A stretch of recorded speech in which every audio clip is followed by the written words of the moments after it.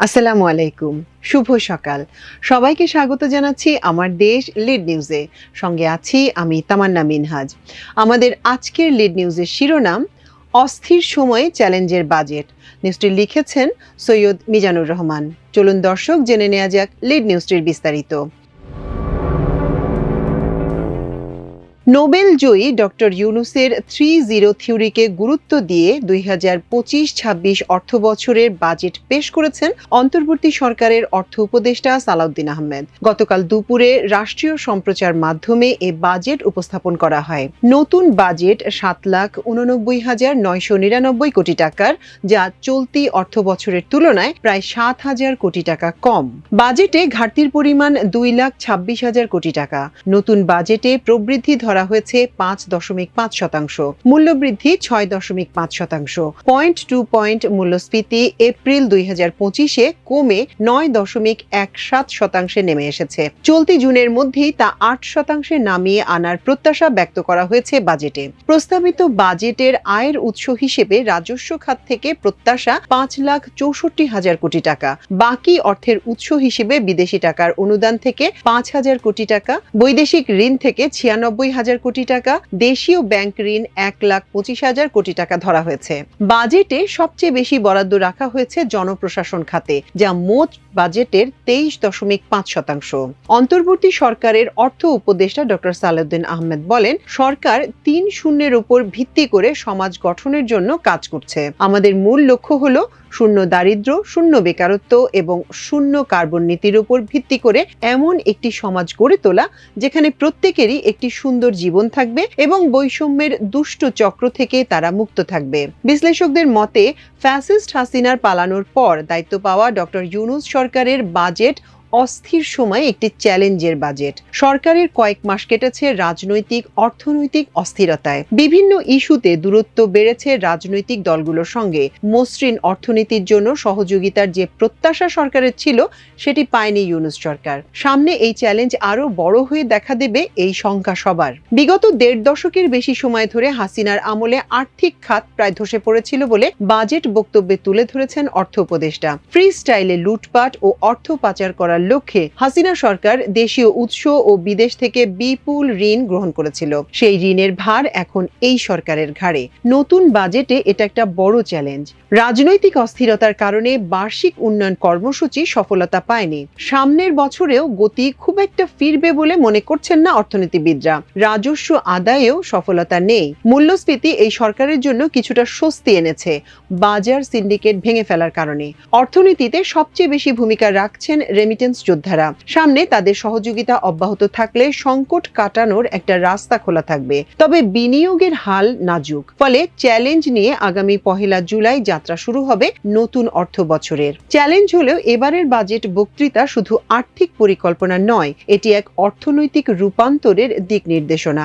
বৈষম্যহীন ও টেকসই অর্থনৈতিক ব্যবস্থা গড়ার প্রত্যয় নিয়ে ঘোষিত এই বাজেটে জুলাই গণ অভ্যুত্থানের মূল চেতনা, দুর্নীতি ও বৈষম্য মুক্ত একটি উন্নত সমাজ গঠনের প্রতিশ্রুতি স্পষ্টভাবে উঠে এসেছে। অর্থ উপদেষ্টা তার বাজেট বক্তৃতা শুরুতেই স্মরণ করেন মহান মুক্তিযুদ্ধের শহীদ এবং 2024 সালের জুলাই-আগস্ট বিপ্লবের আত্মোৎসর্গকারীদের। তাদের আত্মত্যাগের প্রতি শ্রদ্ধা জানিয়ে ডক্টর সালাউদ্দিন বলেন, তাদের স্বপ্ন পূরণে অন্তর্বর্তী সরকার প্রতিশ্রুতিবদ্ধ। তিনি বলেন, গত বছরের গণ অভ্যুত্থানের পর দায়িত্ব গ্রহণ করে অন্তর্বর্তী সরকার একটি বিধ্বস্ত অর্থনীতিকে পুনর্গঠনের কাজে হাত দেয়। মাত্র 10 মাসের ব্যবধানে মূল্যস্ফীতি নিয়ন্ত্রণ, আইন শৃঙ্খলা পুনঃপ্রতিষ্ঠা, শিল্পোৎপাদন স্বাভাবিকীকরণ এবং ব্যাংকিং খাতে স্থিতিশীলতা আনার ক্ষেত্রে সরকারের অর্জন উল্লেখযোগ্য। বাজেট বক্তৃতায় জানানো হয়, সংকোচনমূলক মুদ্রানীতি নেওয়ার ফলে নীতি সুদের হার বেড়ে 10% দাঁড়িয়েছে। একই সঙ্গে ব্যয় সংকোচন নীতির ফলে সরকার ব্যয় উল্লেখযোগ্য হারে কমিয়েছে। বৈদেশিক মুদ্রা রিজার্ভ 27.4 বিলিয়ন ডলারে উন্নীত হওয়ায় বাজার ভিত্তিক মুদ্রা বিনিময় হার চালু করা হয়েছে বলে জানান অর্থ উপদেষ্টা। খাদ্যশস্যে ঘাটতি মোকাবেলায় 9 লাখ টন চাল ও 7 লাখ টন গম আমদানির সিদ্ধান্ত নেওয়া হয়েছে। কৃষি ভর্তুকি অব্যাহত রাখা হয়েছে। একই সঙ্গে বিদ্যুতের দাম আপাতত না বাড়ানোর ঘোষণা দিয়ে সরকার 10% ব্যয় কমিয়ে বিদ্যুৎ উৎপাদন খাতকে দক্ষ করতে পদক্ষেপ নিয়েছে বলে উল্লেখ করেন তিনি। খেলাপি ঋণের প্রকৃত চিত্র উন্মোচনে অ্যাসেট কোয়ালিটি রিভিউ চালু করা হয়েছে বলে জানান উপদেষ্টা ডক্টর সালাউদ্দিন আহমেদ বলেন, সুশাসন প্রতিষ্ঠা ও দুর্নীতি নির্মূলে অন্তর্বর্তী সরকার 11টি সংস্কার কমিশন গঠন করেছে, যেগুলোর সুপারিশ ইতিমধ্যেই জমা পড়েছে। দুদক সংস্কার, ভূমি আইন ডিজিটালাইজেশন, অবাধ নির্বাচন, বিচার ও নিরাপত্তা ব্যবস্থার রূপান্তরে নানা পদক্ষেপ হাতে নেওয়া হয়েছে। চলতি 2024-25 অর্থ বছরের রাজস্ব আহরণ ও ব্যয়ের ধীর গতির কারণে বাজেট সংশোধন করে রাজস্ব আয় 23,000 কোটি টাকা কমিয়ে 5,18,000 কোটি টাকা এবং ব্যয় 53,000 কোটি টাকা কমিয়ে 7,44,000 কোটি টাকা করা হয়েছে। ফলে বাজেট ঘাটতি কমে দাঁড়িয়েছে 2,26,000 কোটি টাকায়, যা জিডিপির 4.1%। এবারের বাজেটে শিক্ষায় বিশেষ গুরুত্ব দিয়ে প্রাথমিক শিক্ষায় 35,403 কোটি, মাধ্যমিক ও উচ্চ শিক্ষায় 47,563 কোটি এবং কারিগরি ও মাদ্রাসা শিক্ষায় 12,678 কোটি টাকা বরাদ্দের প্রস্তাব করা হয়েছে।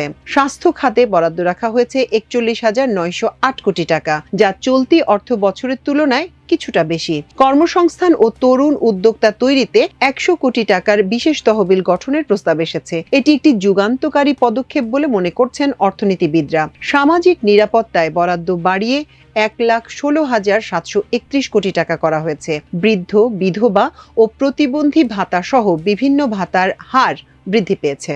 বিদ্যুৎ খাতে বিশেষ উদ্যোগ হিসেবে 2010 সালের বিশেষ আইন বাতিল করে স্বচ্ছতা বৃদ্ধির পদক্ষেপ নেওয়া হয়েছে। নবায়নযোগ্য জ্বালানিতে 2040 সালের মধ্যে 30% বিদ্যুৎ উৎপাদনের লক্ষ্যমাত্রা নির্ধারণ করা হয়েছে। সবশেষে স্থানীয় সরকার, প্রযুক্তি, কৃষি, খাদ্য নিরাপত্তা, বৈদেশিক কর্মসংস্থান সহ অন্যান্য গুরুত্বপূর্ণ খাতে উন্নয়নমূলক কার্যক্রমের পরিকল্পনা বাজেটে তুলে ধরা হয়েছে। 2025-26 অর্থ বছরে প্রস্তাবিত বাজেটে সরকার সরলীকরণ, স্বচ্ছতা এবং করদাতা বান্ধব পরিবেশ সৃষ্টির লক্ষ্যে একাধিক গুরুত্বপূর্ণ কর সংস্কার উদ্যোগ গ্রহণ করেছে। বাজেট বক্তৃতায় অর্থ উপদেষ্টা বলেন, এবছর রাজস্ব ব্যবস্থাকে আরও গতিশীল ও সমতাভিত্তিক করতে বিদ্যমান কর কাঠামোর অসামঞ্জস্যতা দূর করার পাশাপাশি কর জাল সম্প্রসারণ ও করদাতাদের উৎসাহ প্রদানে সুনির্দিষ্ট পদক্ষেপ নেওয়া হয়েছে। কর ব্যবস্থায় স্বচ্ছতা ও ন্যায্যতা প্রতিষ্ঠা পাবে বলে সরকারের প্রত্যাশা। কর পরিপালন উৎসাহিত করতে এবার বেশ কিছু সুবিধা যুক্ত করা হয়েছে। কৃষি উৎপাদনে উৎসাহ দিতে কৃষি আয় করমুক্ত সীমা বাড়িয়ে 5 লাখ টাকা নির্ধারণ করা হয়েছে। একই সঙ্গে বেসরকারি চাকরিজীবীদের করযোগ্য আয় নির্ধারণে সর্বোচ্চ বাদযোগ্য অঙ্ক বাড়িয়ে 5 লাখ টাকা করা হয়েছে। চাকরিরত কর্মচারীদের জন্য কিডনি, লিভার, হার্ট, ক্যান্সার ও মস্তিষ্কে অস্ত্রোপচার সহ গুরুতর চিকিৎসা ব্যয়ে প্রাপ্ত অর্থ করমুক্ত রাখা হয়েছে। এছাড়া জাতীয় পেনশন স্কিমের আওতায় প্রাপ্ত সুবিধাভোগীদের আয়ের ওপর কর ছাড়ের বিধান রয়েছে। পুঁজি বাজারে দেশি বিদেশি লাভজনক কোম্পানির অংশগ্রহণ বাড়াতে তালিকাভুক্ত এবং তালিকা বহির্ভূত কোম্পানির কর হারের ব্যবধান 5% থেকে বাড়িয়ে 7.5% করা হয়েছে। এতে বড় প্রতিষ্ঠানগুলো পুঁজিবাজারে আসতে উৎসাহিত হবে বলে ধারণা করা হচ্ছে। কর কাঠামোর অসামঞ্জস্যতা দূর করতে একাধিক উৎসে কর হার হ্রাস করা হয়েছে। ঠিকাদারি কাজে কর হার নির্ধারণ হয়েছে 5%। জমি রেজিস্ট্রেশনে মূলধনী মুনাফার উপর কর হার এলাকাভেদে কমিয়ে 6%, 4% ও 3% নির্ধারণ করা হয়েছে। এছাড়া ইন্টারনেট সেবায় কর হার কমিয়ে 5% এবং বিদ্যুৎ ক্রয়ে 4% নির্ধারণ করা হয়েছে। মোবাইল অপারেটরদের টার্নওভার করও কমিয়ে 1.5% করা হয়েছে।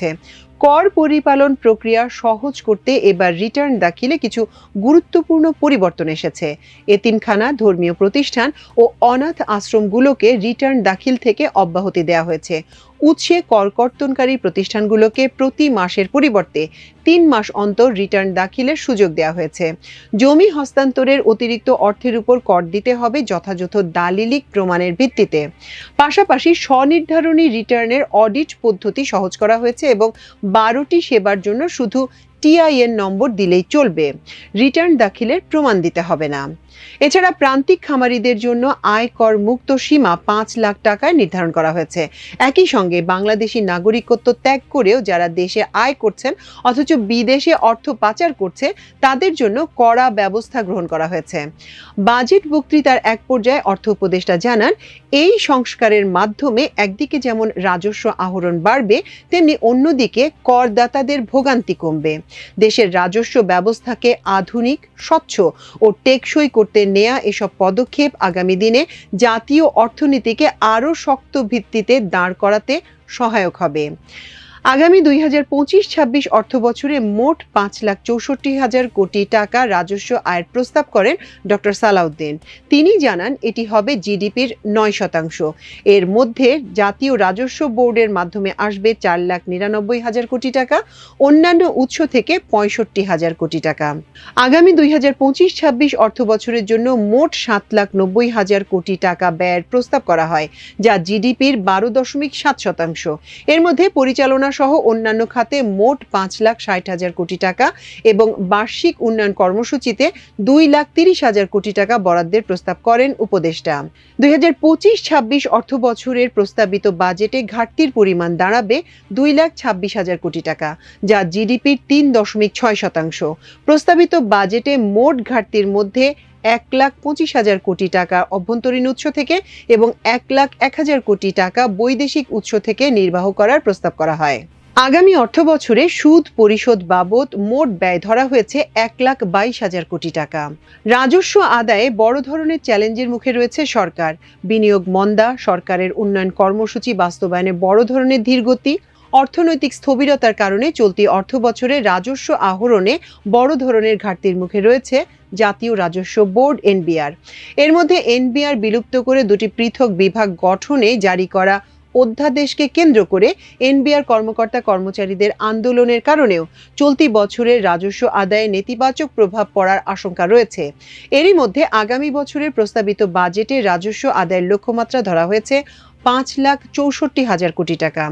এর মধ্যে এনবিআর এর মাধ্যমে আদায় হবে 4,99,000 কোটি টাকা, কিন্তু বর্তমান অর্থনৈতিক বাস্তবতায় এ লক্ষ্য অর্জন একটি বড় চ্যালেঞ্জ বলে মনে করছেন সংশ্লিষ্টরা। চলমান রাজনৈতিক অস্থিরতা ও আইন শৃঙ্খলা পরিস্থিতির কারণে দেশের অর্থনৈতিক প্রবৃদ্ধিও ধীর গতিতে রয়েছে। চলতি অর্থ বছরের সাময়িক হিসাবে মোট দেশজ উৎপাদন প্রবৃদ্ধি কমে 3.97% দাঁড়িয়েছে। বাংলাদেশের অর্থনীতির সবচেয়ে বড় চালিকা শক্তি কৃষি খাতের প্রবৃদ্ধি চলতি অর্থবছরও সবচেয়ে কম হয়েছে। এর আগের অর্থবছরগুলোতেও কৃষি প্রবৃদ্ধির হার ছিল ধীর গতির। সাময়িক হিসাব অনুযায়ী 2024-25 অর্থবছরে কৃষি খাতের প্রাক্কালিত প্রবৃদ্ধির হার দাঁড়িয়েছে 1.79%। আগের অর্থ বছরের চূড়ান্ত হিসাবে কৃষি খাতের প্রবৃদ্ধির হার ছিল 3.30%। সাময়িক হিসাবে কৃষি খাতের প্রবৃদ্ধির হার 1.51% পয়েন্ট হ্রাস পেয়েছে। তবে শিল্প খাতে প্রবৃদ্ধি গত বছরের একই সময়ের তুলনায় বেড়েছে। পাশাপাশি চলতি অর্থ বছরে সেবা খাতের প্রবৃদ্ধি হচ্ছে সবচেয়ে বেশি। চলতি অর্থ বছরে জিডিপির আকার বেড়ে দাঁড়িয়েছে $462 বিলিয়ন। বাংলাদেশি মুদ্রায় এর আকার দাঁড়িয়েছে 55,52,753 কোটি টাকা। আগের অর্থ বছরে জিডিপির আকার ছিল $450 বিলিয়ন। অর্থবছর শেষ হতে চললেও গতি নেই উন্নয়ন প্রকল্প বাস্তবায়নে। অর্থ বছরের 10 মাস পার হলেও খরচ অগ্রগতি মাত্র 41%। গত অর্থ বছরের চেয়ে এবার উন্নয়নে প্রায় 32,000 কোটি টাকা খরচ কম হয়েছে। গতকাল জুলাই এপ্রিল পর্যন্ত 10 মাসের এডিপি বাস্তবায়নের তথ্য ওয়েবসাইটে প্রকাশ করেছে পরিকল্পনা কমিশনের বাস্তবায়ন, পরিবীক্ষণ ও মূল্যায়ন বিভাগ। তাতে দেখা যায় 10 মাসে এডিপি বাস্তবায়ন হয়েছে 41.31%। এদিকে 10 মাসে 93,424 কোটি টাকা অর্থছাড় হয়েছে, যা 2018-19 অর্থ বছরের পর সর্বনিম্ন। শেখ হাসিনার আমলে দেশি বিদেশি উৎস থেকে দেদার ঋণ নিয়েছিল সরকার। এই ঋণের পরিমাণ 18.5 লাখ কোটি টাকা। কিছু প্রকল্পে বড় অঙ্কের স্বল্পমেয়াদী ঋণ নেওয়ায় দ্রুত সুদ ও কিস্তি পরিশোধের চাপ তৈরি হয়েছে, যা সরকারের ব্যয়ের সক্ষমতা কমিয়ে দিয়েছে। নতুন বাজেটে ঋণ পরিশোধের চাপ আরও বাড়বে। দর্শক, আমাদের আজকের লিড নিউজের আয়োজন ছিল এই পর্যন্তই। আগামীকাল ইনশাল্লাহ একই চ্যানেলে একই সময় আরেকটি লিড নিউজ নিয়ে হাজির হব। সে পর্যন্ত আল্লাহ আপনাদের সবাইকে ভালো রাখুন, সুস্থ রাখুন এবং দেখুন, শুনুন, পড়ুন, শেয়ার করুন, সাবস্ক্রাইব করুন আমার দেশের ফেসবুক পেজ ও ইউটিউব চ্যানেল। এতক্ষণ সঙ্গে থাকার জন্য অশেষ কৃতজ্ঞতা। আল্লাহ হাফেজ।